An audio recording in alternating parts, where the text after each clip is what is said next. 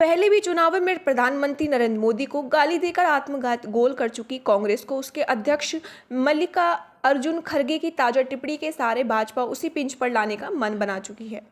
विधानसभा चुनाव के समर में शनिवार को कर्नाटक पहुंचे पीएम मोदी ने यहां रैलियों में कांग्रेस अध्यक्ष द्वारा जहरीला सांप कहे जाने पर रणनीतिक पलटवार किया। उन्होंने जनता को याद दिलाया कि कांग्रेस और उनके नेताओं ने मोदी को अब तक 51 बार गालियां दे चुके हैं। इतना ही नहीं, लिंगायत समुदाय के प्रभाव वाले इस चुनाव में पीएम ने डॉक्टर भीमराव अंबेडकर के सहारे कांग्रेस के दलित दाव पर प्रहार किया तो मराठा स्वाभिमान को भी झंझोड़ने का प्रयास किया। कहा, कांग्रेस बाबा साहेब का भी अपमान कर चुकी है और अब वीर सावरकर को गाली दे रही है। लिंगायत समुदाय को भी गाली देने का आरोप उन्होंने कांग्रेस पर लगाया। कर्नाटक के हुमनाबाद, बिरदर, बेलगावी जिले में आयोजित रैलियों में प्रधानमंत्री ने कांग्रेस नेताओं की गालियों को ही गोली बनाकर मुख्य विपक्षी दल को निशाने पर लिया। उन्होंने कहा, कांग्रेस के भ्रष्टाचार के सभी स्रोत मैंने बंद कर दिए, इसलिए वो मुझे गाली दे रहे हैं। कांग्रेस का मतलब भी भ्रष्टाचार है। कांग्रेस और उसके नेता तक अलग अलग गालियां दे चुके हैं। किसी ने उनकी सूची बनाकर मुझे भेजी। कांग्रेस हर उस व्यक्ति से घृणा करती है जो आम आदमी की बात कर रहे हैं, जो इनके भ्रष्टाचार को उजागर करें और जो उनकी स्वार्थपरक नीतियों को प्रहार करें। ऐसे लोगों को नफरत करना कांग्रेस की प्रवृत्ति बन गई है।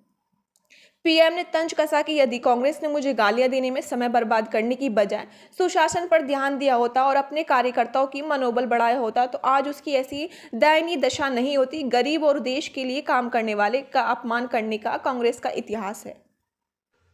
अभी इस चुनाव में भी कांग्रेस ने फिर से मुझे गालियां देने का काम शुरू कर दिया है। मैंने देखा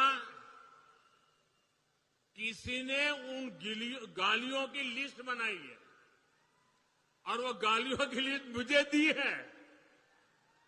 अब तक मुझे ये कांग्रेस के लोगों ने 91 टाइम अलग अलग गालियां दी है। अरे कांग्रेस ने ये गालियों की डिक्शनरी में टाइम खराब करने के बजाय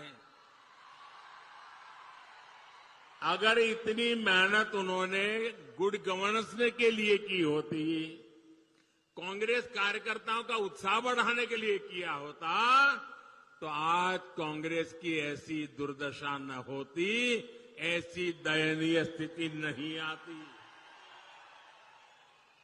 लेकिन साथियों, जो भी गरीब के लिए काम करता है, जो देश के लिए काम करता है, उसे अपमानित करना ये कांग्रेस का इतिहास है। मैं अकेला नहीं हूं जिस पर इस तरह के हमले किए गए। आपको मालूम है, पिछले चुनाव में चौकीदार चोर चलाया, फिर आगे बढ़ गए मोदी चोर चलाया, फिर पूरा ओबीसी समाज चोर है चलाया, और अभी तो चुनाव की शुरुआत हुई कर्नाटका में और मेरे लिंगायत भाइयों बहनों को भी चोर कहने की हिम्मत कर दी। कांग्रेस के लोग कान खोल करके सुन ले, आपने जब जब जिसको गाली दी है उन्होंने आपको ऐसी सजा दी है, ऐसी सजा दी है, आप दोबारा खड़े नहीं हो पाए हैं।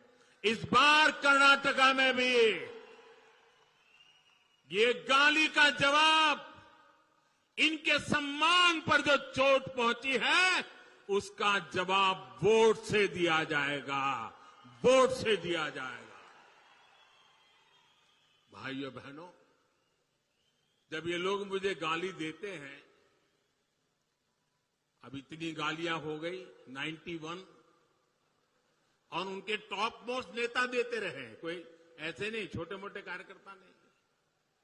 और तब मैं सोचता हूं कि भाई ये कांग्रेस ऐसी पार्टी है, उसने तो संविधान निर्माता बाबा साहब आंबेडकर को भी ऐसी ऐसी गालियां दी थी, बाबा साहब को भी छोड़ा नहीं था। एक बार खुद बाबा साहब ने सार्वजनिक तौर पर विस्तार से बताया था कि कांग्रेस उन्हें बार बार गालियां देती